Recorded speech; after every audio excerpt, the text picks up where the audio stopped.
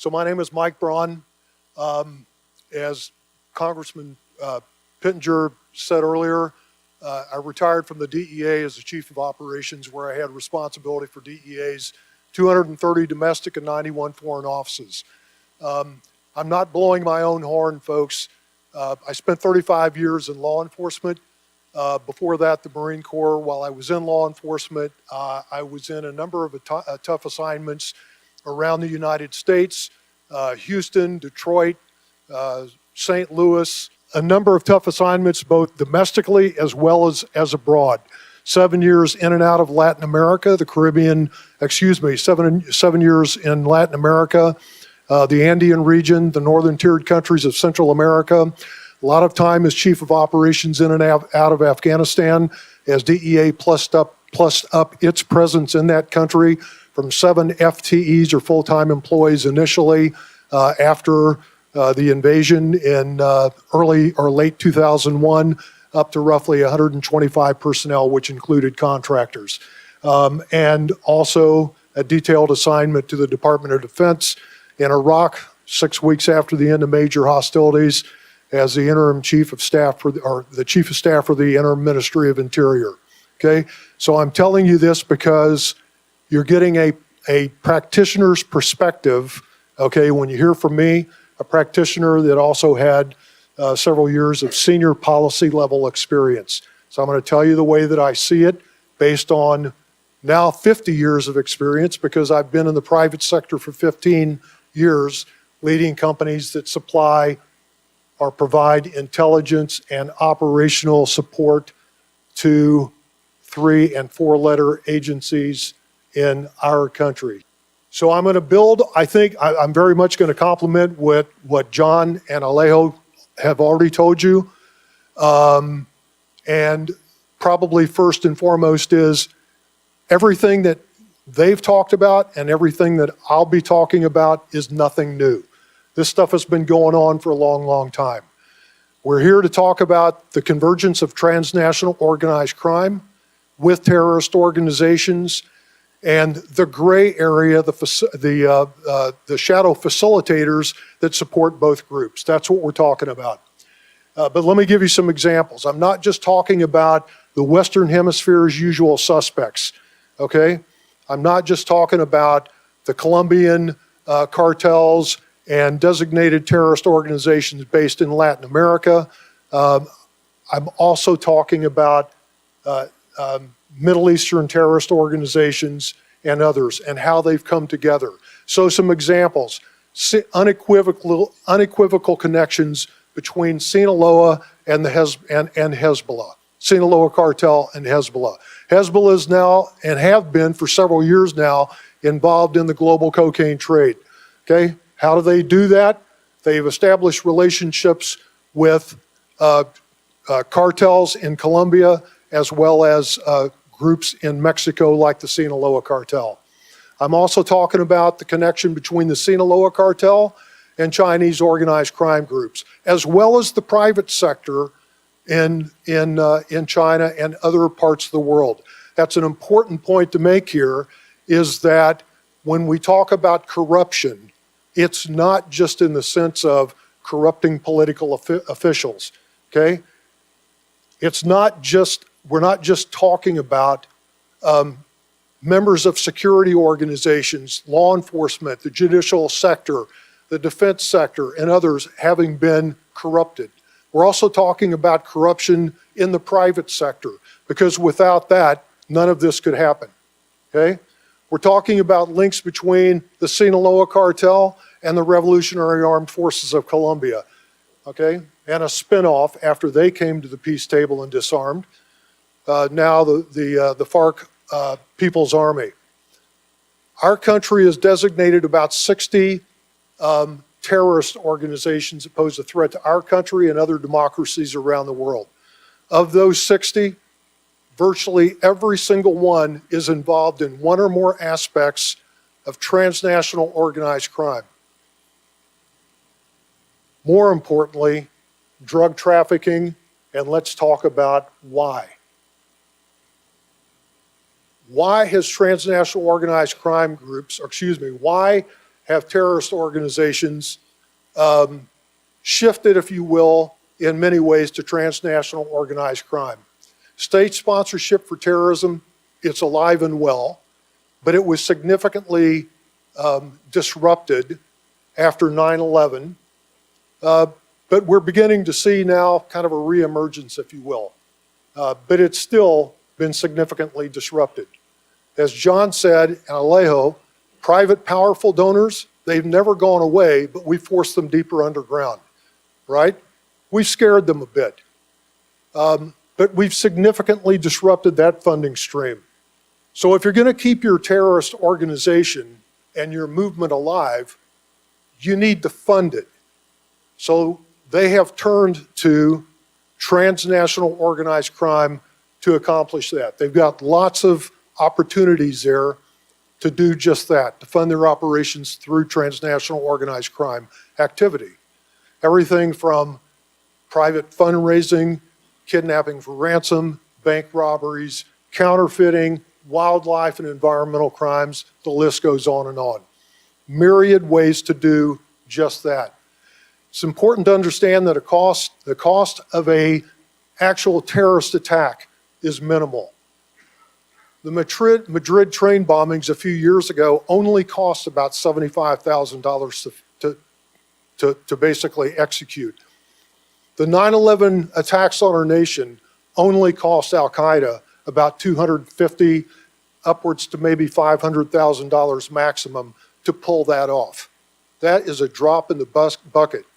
But what those organizations do have to have, just like transnational organized crime, okay, it takes a lot of money to fund your operations and keep your movement alive.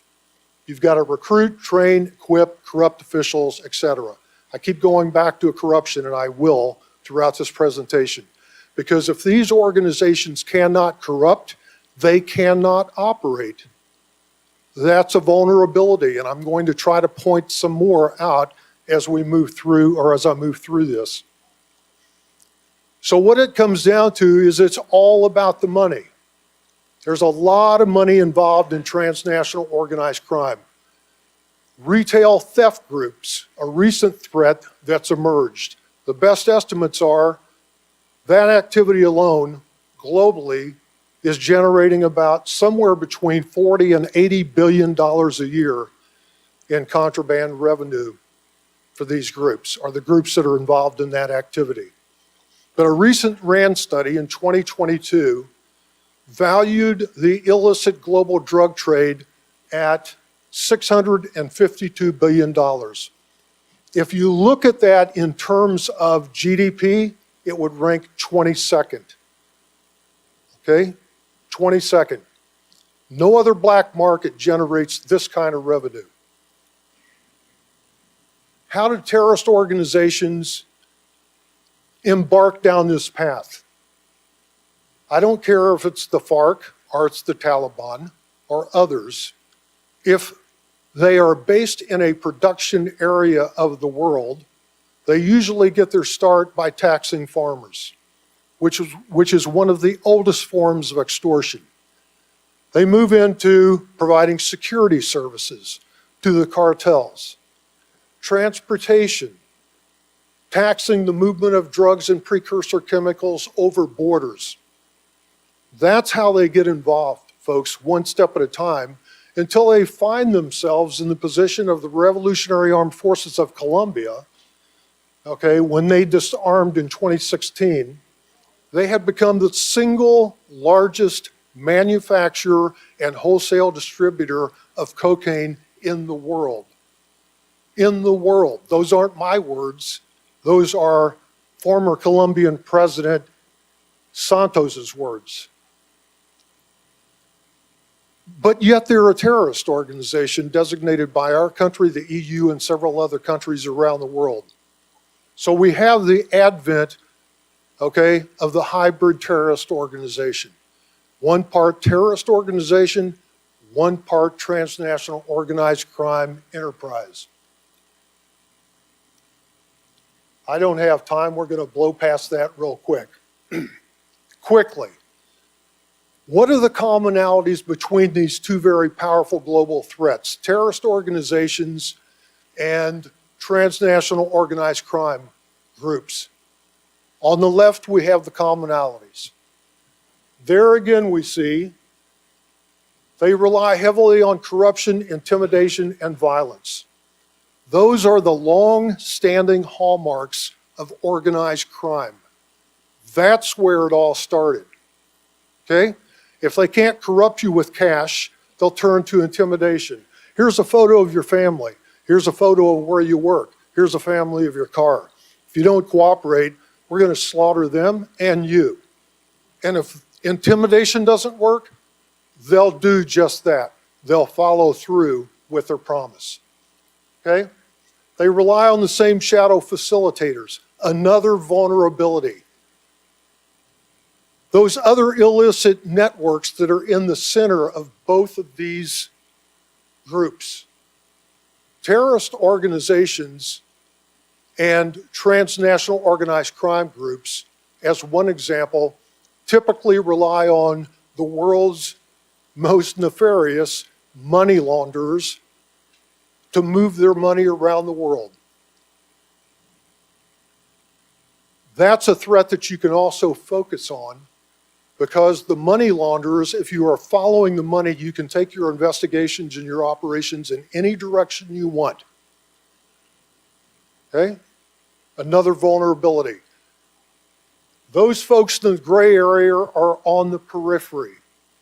They're not hardened like hardened criminals and terrorists. They are far more willing to cooperate with law enforcement and security agencies when you've got them, when you have them. Let's just say that.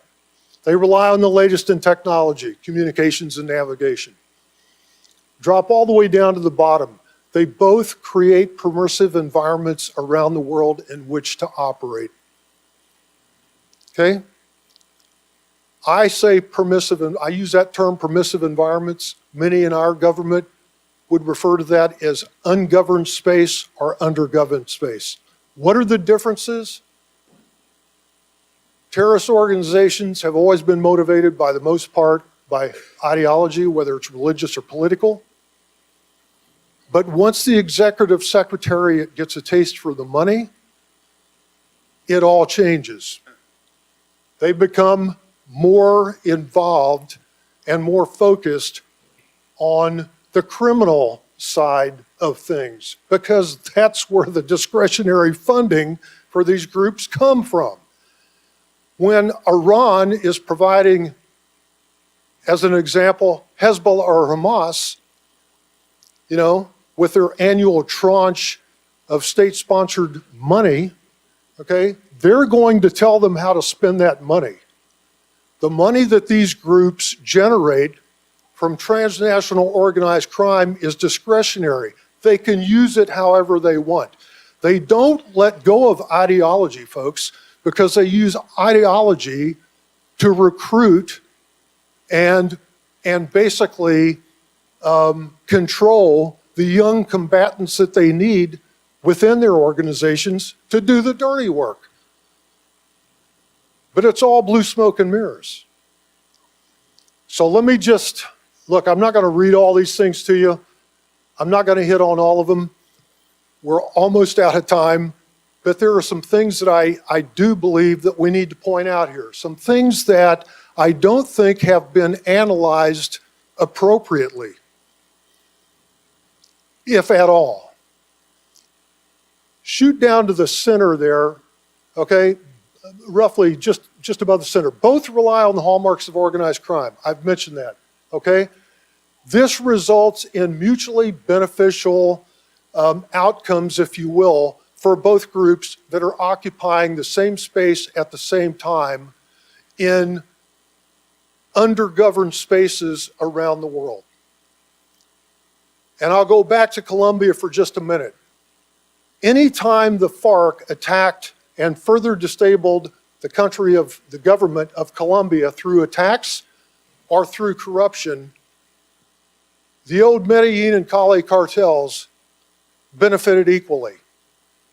anytime those two organizations were successful in their attacks to the government, are further corrupting officials and destabilizing the government, the FARC benefited. It gives new meaning really to, well, it just turns into a very harmonious, very nasty outcome. This is extremely important. The leaders of both of these types of organizations, folks, send their toughest young sergeants and lieutenants to these undergoverned spaces to establish and manage their operations. Ruthless, tough, young sergeants and lieutenants. And when you compress them in ungoverned space, it really results in a very, very dangerous outcome. Because these guys are staying in the same shady hotels. They're hanging out in the same smoke-filled bars, and I don't want to sound too crude, but they're sharing the same sweaty prostitutes. And when you bond in areas of the world under those kinds of conditions, you build, ultimately, some lifelong personal relations. Here's what keeps me awake after all these years, okay?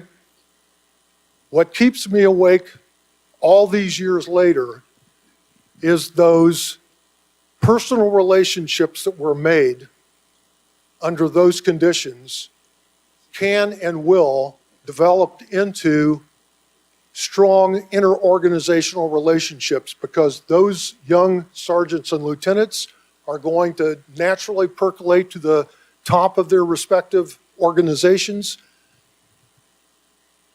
and they're going to collaborate. Congressman, I think I've said enough. I've covered it all. You were great. Thank you.